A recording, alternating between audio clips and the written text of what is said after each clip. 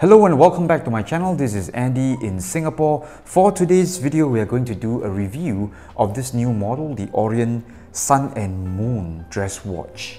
Well, this is a really special model in the sense that it's got the unusual type of display on its dial, and then we've got this really nice color combination of rose gold plated case and this beautiful looking bubble glass here. The dome sapphire crystal here really gives off this distorted effect, and I think it really looks good with this classic vintage style.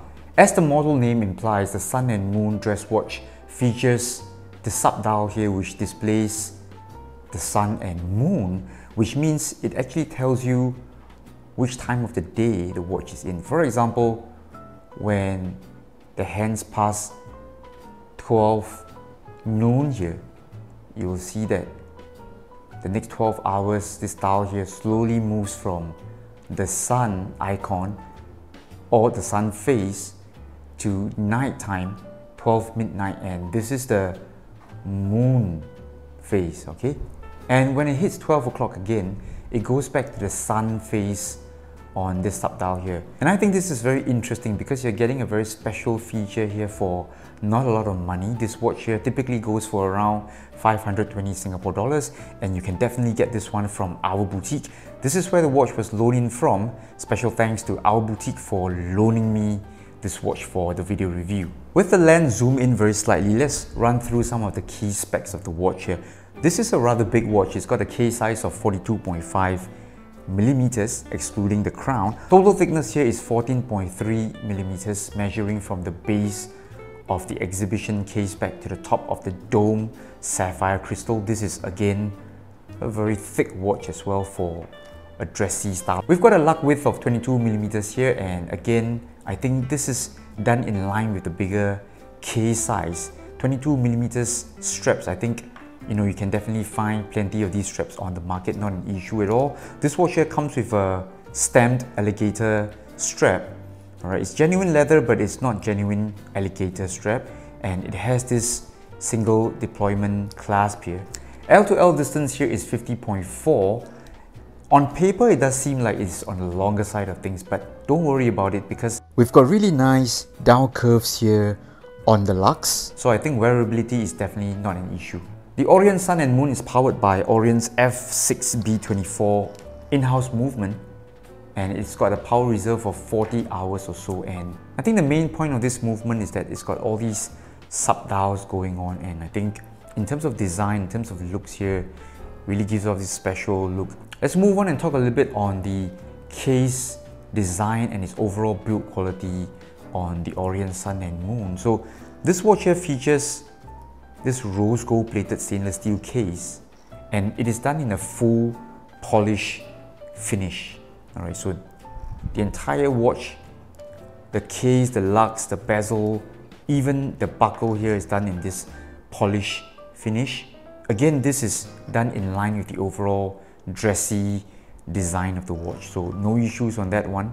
I typically prefer a brush finish, but then again, I think to suit this dressier style, I think it is not an issue at all to have a full polish finish. The overall design hue of the watch here features this rounded sides and edges here, so you can see from the side profile here, there are no slab-sided finishing here on the watch. Everything is rounded off, done in curves, soft curves over here. In terms of build quality, I would definitely put this watch together with the Seiko Presage series, more towards the mid-range of Seiko Presage watches, around the $500 to $700 zone. Moving on to the dial design and the overall color combination of this watch, I think it is very obvious that this 3D effect here,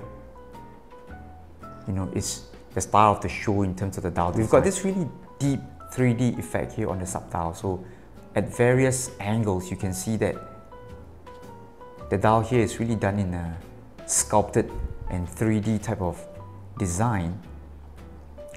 And I think this bubble glass here, the dome sapphire crystal, it sort of amplifies this effect here. So when the watch is viewed at different angles, you will see that there are many different layers to this dial here.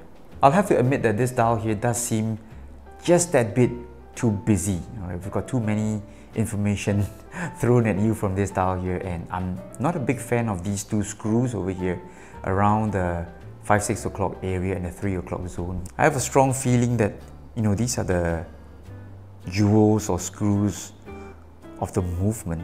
No confirmation on that, but I'm not a big fan of these two screws on the dial. Overall, in terms of the fonts, the hands design with this sort of a needle leaf hand design together with the Roman numerals. Again, I think this gives the watch this very classic and dressy look and feel.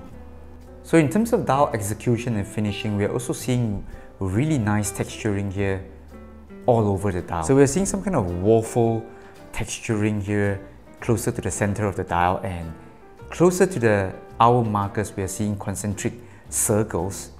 Alright, so I think again this goes to show that, you know, in today's manufacturing, CNC manufacturing has really made it possible to build good looking dials and not a lot of money. Here's a look at the staged wrist shot of the Orient Sun and Moon on my wrist. Now this is a really big watch, coming in at 42.5 millimeters, and also on the thicker side of things, over 14 millimeters for a dress watch is not exactly a good idea, but somehow I think this watch, you know, it looks pretty alright despite being on a smaller wrist here. So I think this is likely due to the fact that the overall case design has got rounded sides, rounded edges. Alright, so none of it is slab-sided, none of it is angular cuts, and I think overall, you know, it remains in a very manageable case size in terms of wearability, in terms of fit. So in terms of case comparison, I'm going to bring in my own Citizen Eco Drive, and you can see, alright, there's this big difference in terms of sizes. So for a dress watch, I think 38 millimeters on the Citizen here is just about the sweet spot. Alright, but take a look at the Orient over here. It looks way too big for a dress watch, but thank goodness it's got all these rounded case profile and all that. So I think in terms of wearability and fit, not a problem at all. In summary, I would say this Orient Sun and Moon here, you know, features this very interesting dial layout and design, interesting movement with all these sub-dials going on. And in terms of execution and finishing, I think it's right on point with the price that you're paying for, around the $500 Singapore dollars. But I think it is just slightly too big for a dress watch. Right? So again, if you're one of those big-wristed individuals, I think you might find this watch interesting. This is Andy in Singapore together with George, Pixie, and some of their friends here. So I'll see you next week for more watch reviews. Bye bye.